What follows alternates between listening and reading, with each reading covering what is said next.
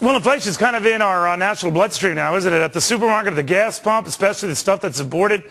Import prices soaring double digits in the past year, but unless you're ordering from Italy, pizza might be the last price hike Domino to fall. Pizza giant Domino's paying higher prices for meat, cheese, and bread, but it's not charging you more dough for their pies.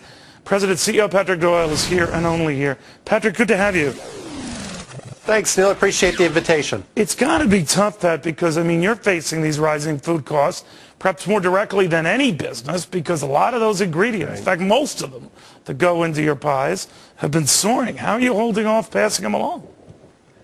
Yeah, I mean, we're looking at 3 to 5% inflation on commodities this year, and I think we already kind of hit the peak. I think we're looking at, relatively flat the next 3 quarters of the year. So you manage things, but that's really not that bad. 3 to 5% overall when you're looking at kind of 30-ish food cost is is a point and a half on margin.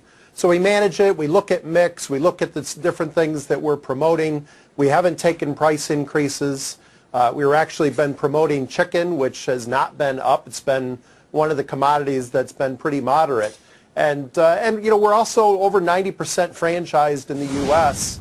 and 100% franchised outside of the U.S. So but we you worry might be about hoping... the long-term impact. We manage for profitability for our franchisees, but this level of commodity inflation really hasn't been that difficult to deal with. Or so you hope, right? I mean, the fear is that it does continue and maybe unabated. Yeah. And I'm wondering if it were to continue, whether it's reflected in the price of your pizzas or not, people for whom it is affected, your customer base, might think twice about ordering a pizza, period, whether its price stays the same or not, right?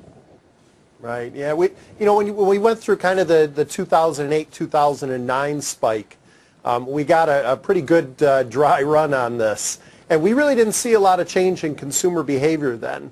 The gas prices are already starting to ease off a little bit, and that worries me less than than kind of longer term how gas could play through into food. But in the near term, it's not that bad. You go back a couple of years, and when minimum wage went from $5.25 to $7.25, that was a 40% increase in labor costs. So that's a far bigger issue. Got you. Far bigger. You know what's interesting to what your recent ad campaign, where you poke fun of yourselves, or at least the former Domino's. I want people to take a peek at this because it just struck me as odd and funny. Take a look at this.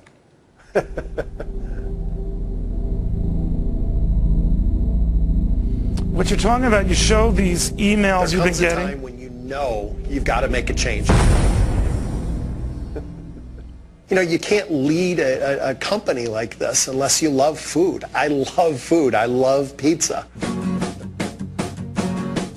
It was about 50 years ago that they started the first store just about 5 miles from here.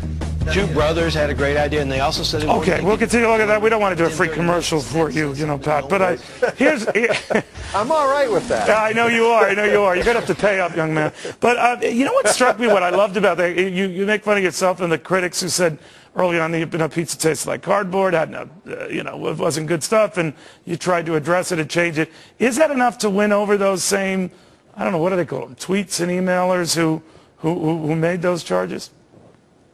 Yeah, the answer on that is it's reflecting what people are saying. So we're taking, kind of the power that you see in social media now and saying we're listening to you, we understand that there are people out there who don't like it, and then we're turning around and saying, you know what, we're going to do something about it. We're going to listen to your input, and we're going to change this pizza. And it really had a dramatic effect on our business. I mean, we're in a better place than we've ever been. All right, it's an interesting ad campaign. We'll see how it works out. We got people's attention. There's no question. You got to start eating your product, though, Pat. I saw that commercial there. You're not eating your product. You need me as a spokesman. Pat Doyle in Ann Arbor. Thank you very, very much. All right, Neil, thank you. Appreciate it. Thank you.